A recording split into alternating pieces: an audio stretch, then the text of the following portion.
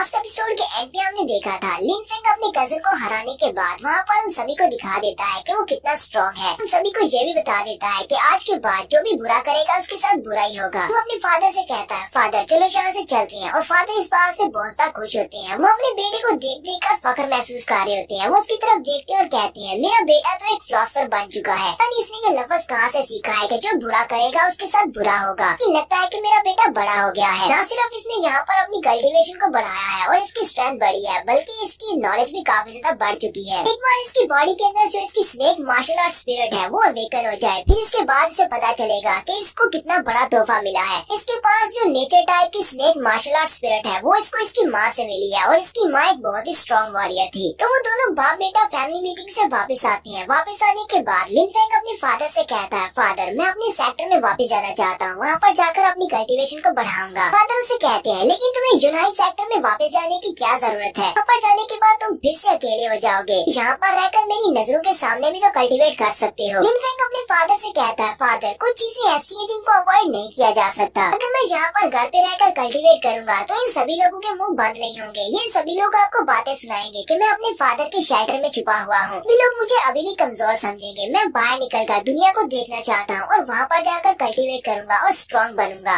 लिन high से कहती है बेटा अगर वाकई में तुम अपने सेक्टर में वापस जाना चाहते हो तो ठीक है तुम जा सकते हो, मैं तुम्हें नहीं रोकूंगा। लिन फेंग कहता है फादर आपको बिल्कुल भी परेशान होने की जरूरत नहीं है। मैं सेक्टर में जाने के बाद इतना ज्यादा स्ट्रॉन्ग बनूंगा, यहाँ पर वापस आने के बाद सबको दिखा दूंगा कि हमारी फैमिली हेड बनने के लिए ही बनी है। लिन हाई से कहती है तुम्हारे फादर को तुम्हारे पर पूरा यकीन है कि तुम एक दिन बहुत ही स्ट्रॉन्ग मार्शल आर्टिस्ट बनोगे, कि तुम्हें फिर भी बहुत सा ध्यान रखना होगा क्योंकि तुम्हें पता है कि तुम्हारे कजन्स भी वहीं पर हैं। लिन फेंग अपने फादर से कहता है ठीक है फादर मैं इस बार ध्यान रखूंगा। साथ ही वो अपने घोड़े पर बैठ जाता है और कहता है चले ठीक है फादर अब गुड बाय मैं जा रहा हूँ। तो यहाँ से हमारे लिन फेंग की जर्नी स्टार्ट होती है। लिन फेंग अपने घोड़े पर बैठकर अपने सेक्टर की तरफ निकल पड़ता है। उसके सेक्टर का नाम यूनाई सेक्टर है। तो 10 दिन के बाद वो अपने यूनाई सेक्टर में पहुँच जाता है। जैसे वो वहाँ पर दरवाजे पर पहुँचता है, दरवाजे पे 2 गार्ड्स खड़े होते हैं। वो उसे वहीं पर रोक लेते हैं, उसे पहचानते हैं। वो उसे कहते हैं लिन फेंग तुम्हारी हिम्मत कैसे हुई यहाँ पर वापस आने की? लास्ट टाइम तुम यहाँ पर आदमनी हालत में थे जब हम तुम्हें उठाकर तुम्हारी फैमिली को वापस देकर आए थे, लेकिन तुम फिर उठाकर यहाँ पर चले आए हो। तुम्हारी वजह से हमारे सेक्टर का नाम बदनाम हुआ है। लिन फेंग उन दोनों से कहता है मुझे सेक्टर मास्टर ने अभी तक सेक्टर से निकाला नहीं है, तो फिर तुम दोनों के पास कोई भी राइट नहीं है कि तुम मुझे अंदर ना जाने दो। मैं अभी भी सेक्टर का एक स्टूडेंट हूँ। इसके अलावा थोड़ी देर पहले तो एक लड़का यहाँ से गुजरा था, तुम लोगों ने उसको क्यों नहीं रोका? मुझे यहाँ पर क्यों रोक रहे हो? गार्ड से कहता है क्या तुम्हें पता भी है थोड़ी देर पहले जो लड़का गुजरा था वो एक इनर सेक्टर डिसाइपल है। हमारे जैसा कचरा तो उसके साथ कंपेयर भी नहीं किया जा सकता। चलो जल्दी से यहाँ से भाग जाओ।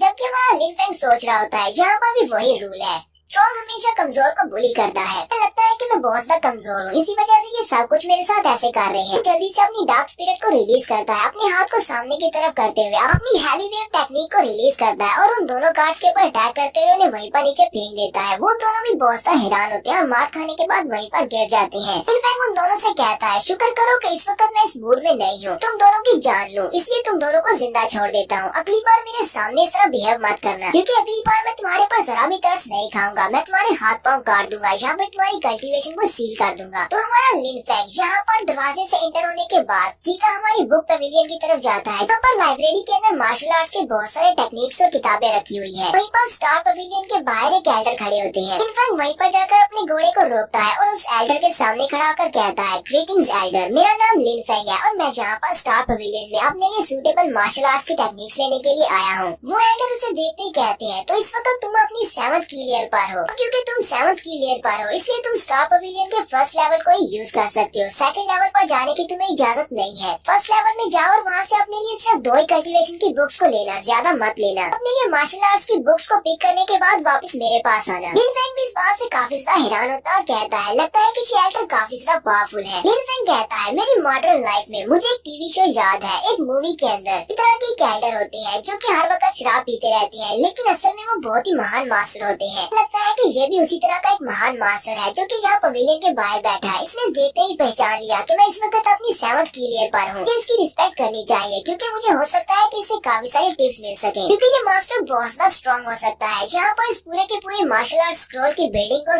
गाइड करने के लिए यानी गार्ड करने के लिए सिर्फ एक ही मास्टर है। तो हमारा लिन फेंग सामने पवेलियन की तरफ चलना स्टार्ट करता है और कहता है अब वाकई में मुझे लग रहा है कि चाहे मैं कितना ही स्ट्रॉन्ग क्यों ना बन जाऊँ, हमेशा मुझसे कोई ना कोई ज्यादा स्ट्रॉन्ग होगा, इसलिए मुझे अपने आप को इतना इतना स्ट्रॉन्ग बनाना है कि मुझसे ऊपर कोई भी स्ट्रॉन्ग ना हो। हमारा लिन फेंग स्टार पवेलियन के अंदर चला जाता है और वहाँ पर बुक शेल्फ के अंदर से बुक्स निकालता है जिसके ऊपर मार्शल आर्ट्स की टेक्निक्स लिखी होती है। वहाँ पर एक 7 किल फिस्ट के नाम से टेक्निक होती है जो कि फिस्ट के लिए होती है, जिससे आप अपनी फिस्ट की टेक्निक की पावर को बढ़ा सकते हैं। ये वाला मार्शल आर्ट्स का स्किल ये बीस्ट टाइप की पीरियड वाले फाइटर्स के लिए है। फिर वहाँ पर उसे एक हरिकेन स्लाइस के नाम से मूव दिखाई देता है। वो उसे कहता है लेकिन ये तो नेचर टाइप के लोगों के लिए है, ये मेरी स्पिरिट के लिए सूटेबल नहीं है। फिर साथ ही उसे वहाँ पर एक रैम्पेजिंग बुल के नाम से मार्शल आर्ट्स की टेक्निक मिलती है। वो कहता है ये भी बीस्ट टाइप के लोगों के लिए है। लिन फेंग यहाँ पर हमें मार्शल आर्ट्स के स्किल्स के बारे में बताता है। वो कहता है बहुत सारे मार्शल आर्टिस्ट ऐसे होते हैं जो कि स्किल्स को अपनी स्पिरिट की नेचर के मुताबिक चूज करते हैं। कि अगर वो कोई ऐसा स्किल सीखेंगे जो कि उनकी नेचर के मुताबिक नहीं होगा, उनकी स्पिरिट से मैच नहीं करेगा, तो वो उनके लिए बेकार होगा, वो उसके ऊपर सिर्फ टाइम वेस्ट करेंगे। लेकिन मेरे पास एक बहुत ही यूनिक पावर है। मेरे पास डार्क स्पिरिट है जो एक यूनिक स्पिरिट है। मुझे नहीं पता कि इसके लिए कौन सा स्किल सूटेबल रहेगा। तो फिर ऐसा भी हो सकता है कि मैं यहाँ से कोई भी रैंडम मार्शल आर्ट्स का स्किल उठा सकता हूँ और वो मेरी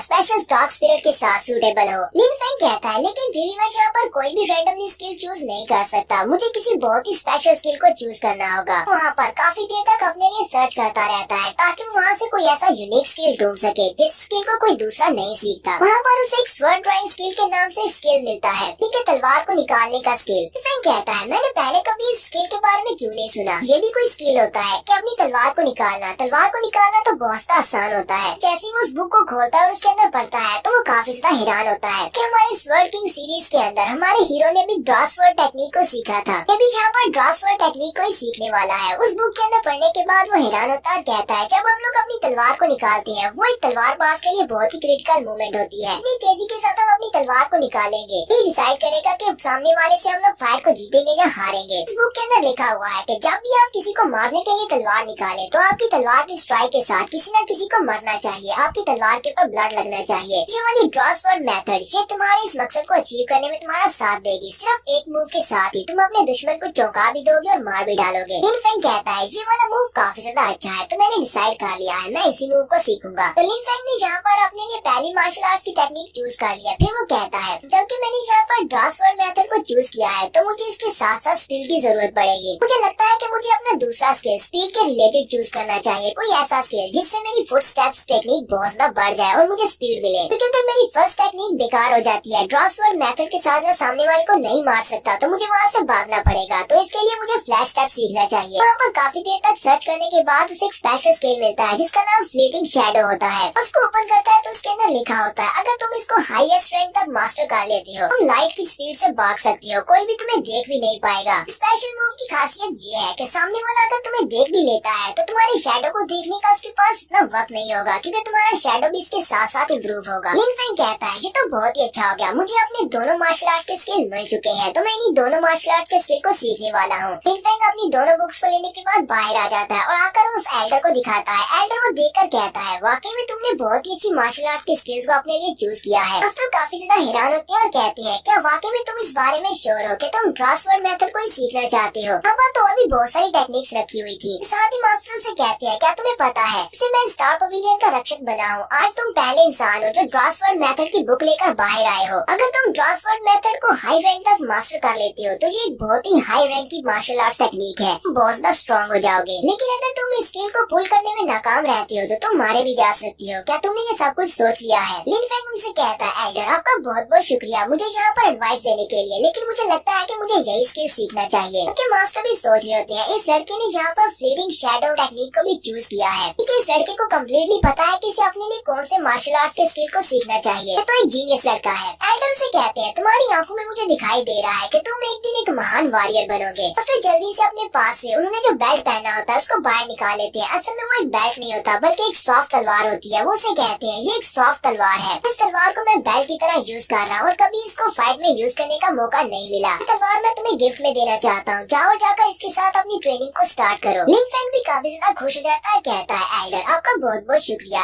एल्डर से कहते हैं मेरी तारीफ करना बंद करो, अब जाओ जाकर ट्रेनिंग करो, मैं भी देखना चाहता हूँ कि तुम एक दिन कितने महान वॉरियर बनोगे। लिन फेंग कहता है फिर भी एल्डर आपका बहुत बहुत शुक्रिया, आपने यहाँ पर मुझे गाइडेंस दी और साथ में मुझे स्वर्ड भी दी, मैं आपकी तलवार का बहुत ही अच्छे से ध्यान रखूंगा। हमारा लिन फेंग वहाँ से चला जाता है जबकि एल्डर भी काफी ज्यादा खुश होती है और कहती है अपने कई सालों के कैरियर के बाद मैं यहाँ पर एक लड़के को देख रहा हूँ जो कि एक बहुत ही अच्छा यंगस्टर है। इसके अंदर मुझे बहुत ज्यादा पोटेंशियल दिखाई दे रही है, लगता है कि ये फ्यूचर में एक बहुत ही अच्छा मार्शल मार्शल आर्टिस्ट बनेगा। तो आजकल इस तरह के बच्चे नहीं बचे, जिसके पास पावर होती है वो बहुत ज्यादा एरोगेंट हो जाता है, लेकिन ये बच्चा बहुत ज्यादा मैनर वाला है। तो देखते हैं कि इस लड़के का फ्यूचर डार्क होता है या फिर ब्राइट होता है। और यहीं पर हम लोग अपनी एपिसोड 3 का एंड